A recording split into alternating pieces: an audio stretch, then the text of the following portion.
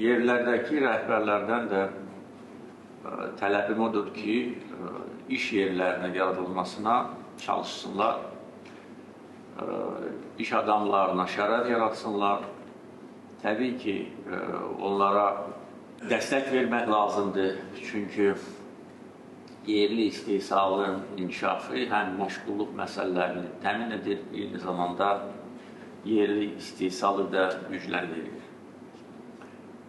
Kənd təsərrüfatı, turizmlə bağlı son müddət ərzində dövlət həddi ilə bir çox önəmli addımlar atılmışdır.